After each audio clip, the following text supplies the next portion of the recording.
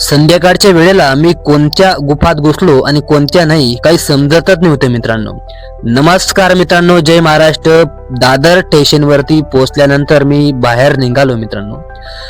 बाहेर मी बसमध्ये लोकांचे झटके, लोकल मधले झगडे पाहिले आणि झटके पाहिले. त्यानंतर मी वडापाव खाल्ला. वडापाव खाल्ल्यानंतर थोडं फ्रेश मिस झालो आणि मला जायचं होतं चेंबूर जाण्यासाठी मी बसची वाट पाहिली, पण मला लोकलनेच जावं असं वाटलं. पण मी लोकलच्या प्लॅटफॉर्मवरती आलो आणि लोकलचे तिकीट काढून मी निघालो लोकलच्या चेंबूर स्टेशनवरती.